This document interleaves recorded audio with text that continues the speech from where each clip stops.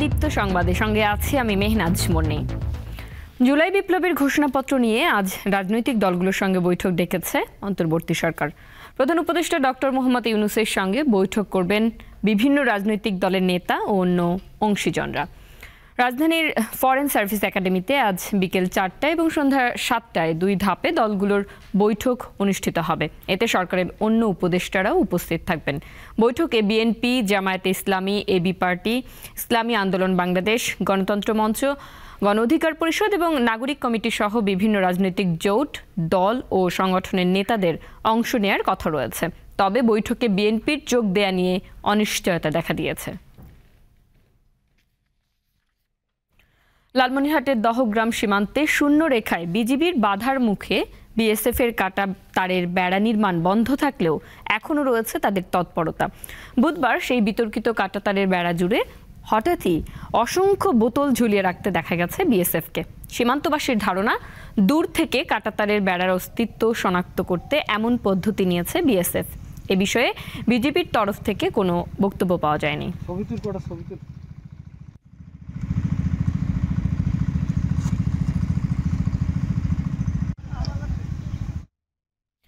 March for ফেলানি কর্মসূচিতে যোগ দিয়ে জাতীয় নাগরিক কমিটির মুখ্য সংগঠক সার্জিস আলম বলেছেন, বাংলাদেশের যত নাগরিককে সীমান্তে লাশ করা হয়েছে তার বিচার আন্তর্জাতিক আদালতে করতে হবে। লং মার্চটি সকাল 11টায় কুড়িগ্রামের জেলা শহরের কলেজ মোড় থেকে শুরু হয়। লং মার্চের শুরুতে ফেলানি হত্যা সহ সীমান্তে সকল নাগরিক হত্যার বিচার, সীমান্তে মরণঘাতী অস্ত্র বন্ধ, ফেলানির নামে কুড়িগ্রাম কৃষি বিশ্ববিদ্যালয়ের আবাসিক ভবনের নামকরণ, নতজানু পররাষ্ট্রনীতি বাতিল করে সাম্যের ভিত্তিতে পররাষ্ট্রনীতি গ্রহণ ও কুড়িগ্রামের চরের জীবন জীবিকা উন্নয়নে নদী সংস্কারের 5 দফা দাবি জানান সার্জিস আলম। লং মার্চটি কুড়িগ্রামের নাগেশ্বরী ফেলানির বাড়িতে গিয়ে শেষ হয়।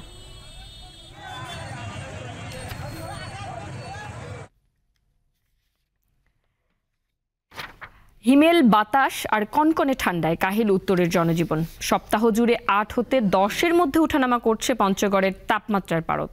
বইছে মৃদু শৈত্যপ্রবাহ। মধ্যরাত থেকে ঘন কুয়াশায় ঢেকে থাকছে পুরো এলাকা। দিনাজপুরে ভোর থেকেই ঘন কুয়াশায় ঢাকা পড়ছে এবং কনকনে ঠান্ডায় অনুভূত হচ্ছে জনজীবন বিপর্যস্ত হয়ে পড়েছে। হাসপাতালগুলোতেও বাড়ছে ঠান্ডাজনিত রোগীর সংখ্যা। নওগাঁয় তাপমাত্রা আশঙ্কাজনকভাবে কমেছে। তাপমাত্রা আবার 11 ডিগ্রির ঘরে নেমে এসেছে। সকাল 6টায় কুড়িগ্রামের সর্বনিম্ন তাপমাত্রা 12 ডিগ্রি সেলসিয়াস পরিমাপ করেছে রাজারহাট আবহাওয়া পর্যবেক্ষণ কেন্দ্র। সন্ধ্যার পর থেকেই সকাল পর্যন্ত কুয়াশার সাথে তীব্র ঠান্ডা অনুভূত হচ্ছে।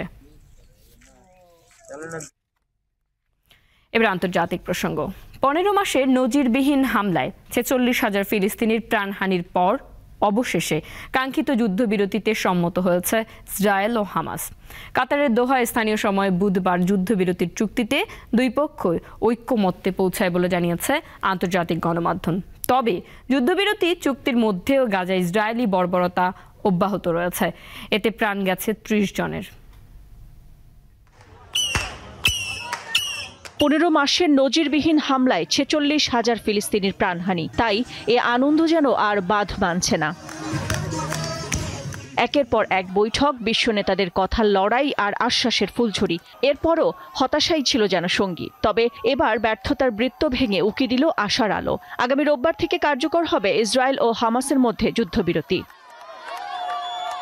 চুক্তি অনুযায়ী জিম্মি ও বন্দীদের মুক্তি দেয়া হবে। এক্ষেত্রে মধ্যস্থতা করছে কাতার ও মিশর। আশার আলো দেখছেন নবনির্বাচিত মার্কিন প্রেসিডেন্ট ডোনাল্ড ট্রাম্পও। আর বাইডেন প্রশাসন জানিয়েছে শান্তি ফেরাতে কাজ চলছে দলবদ্ধভাবে। স্থানীয় সময় বুধবার কাতারের প্রধানমন্ত্রী শেখ মোহাম্মদ বিন আব্দুল রহমান বিন জসিম আল থানি সংবাদ সম্মেলনে জানান, চুক্তি অনুযায়ী প্রথম ধাপে 6 সপ্তাহের মধ্যে বেশ কয়েকজন বন্দীকে মুক্তি দেওয়ার পাশাপাশি গাজা থেকে ইসরায়েলি সেনা প্রত্যাহার করা হবে। 15 মাসের এই ভয়াবহ যুদ্ধ বন্ধ হওয়ার খবরে সর্বস্ব হারানো গাজাবাসী উল্লাসে ফেটে পড়েন। যুদ্ধে অবরুদ্ধ উপত্যকাটির প্রায় প্রতিটি পরিবারের এক বা একাধিক সদস্য প্রাণ হারিয়েছেন। আনন্দের বন্যা বইছে তেল আবিবেও। হারানো স্বজনকে একটু দেখার সম্ভাবনা তৈরি হওয়ায় খুশিতে রাস্তায় নেমে আসেন হাজার হাজার ইহুদি।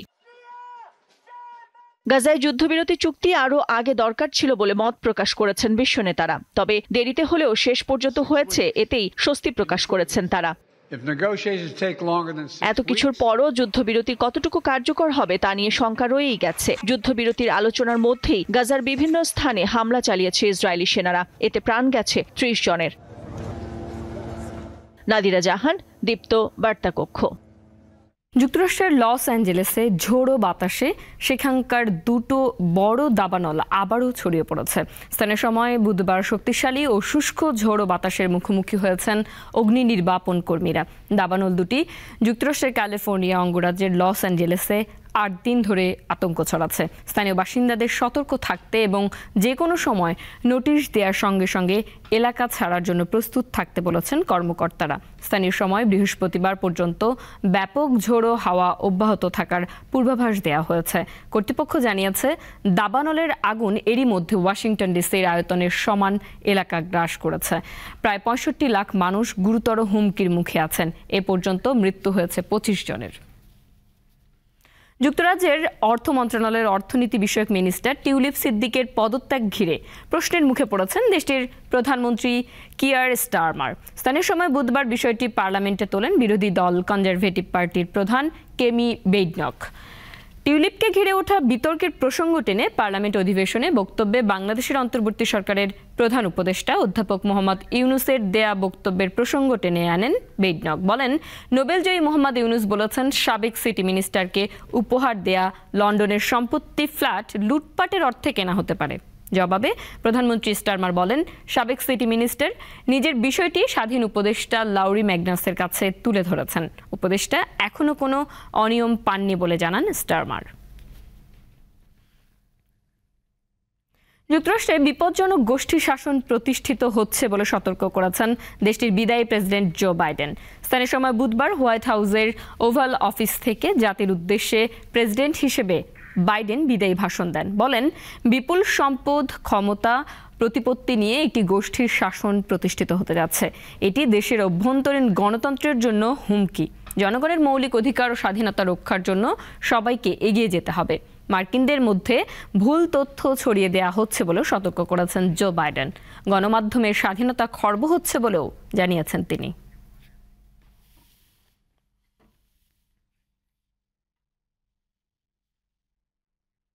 গভীর রাতে মুম্বাইয়ের বাড়িতে বলিউড অভিনেতা সাইফ আলী খানের ওপর হামলা হয়েছে। স্থানীয় সময় বুধবার রাত ২:৩০টার দিকে এক ব্যক্তি ঘরে ঢুকে তাকে ছুরিকাঘাত করে। তবে কারিনা ও বাচ্চারা নিরাপদ রয়েছে বলে জানা গেছে। সাইফ আলী খান আহত হলেও আশঙ্কামুক্ত বলে জানিয়েছে হাসপাতাল কর্তৃপক্ষ। ভারতীয় বিভিন্ন গণমাধ্যম জানায়, চুরির উদ্দেশ্যে সাইফ আলী খানের বাড়িতে ঢুকে হামলা করা হয়। হামলার সময় বাড়ির ৩ জন কর্মী উপস্থিত ছিলেন। তাদের মধ্যে একজন আহত হয়েছে। পুলিশ তাদের জিজ্ঞাসাবাদ করছে। এরই মধ্যে ঘটনা তদন্ত শুরু করেছে পুলিশ। বান্দ্রা থানায় মামলা দায়ের করা হয়েছে। বাংলাদেশি বংশোদ্ভূত ইংলিশ প্রিমিয়ার লিগের লেস্টার সিটির ফুটবলার হামজা চৌধুরীর সাথে সাক্ষাৎ করেছেন বাফুফের সভাপতি তাবিত আউয়াল। বুধবার রাতে লেস্টারে হামজা চৌধুরীর বাবা মায়ের সাথে সৌজন্য সাক্ষাৎ শেষে কিং পাওয়ার স্টেডিয়ামে হামজার পরিবারের সাথে বসে লেস্টার সিটি ক্রিস্টাল প্যালেসের ম্যাচ উপভোগ করেন তারা। পরে হামজা চৌধুরীর সাথে নৈশভোজে অংশ নেন বাফুফে সভাপতি। এ সময় বাংলাদেশের লাল সবুজের জার্সি গায়ে জড়ানোর জন্য গভীর আগ্রহের কথা জানান হামজা।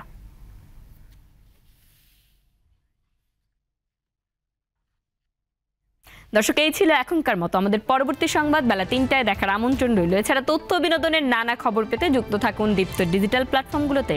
ধন্যবাদ।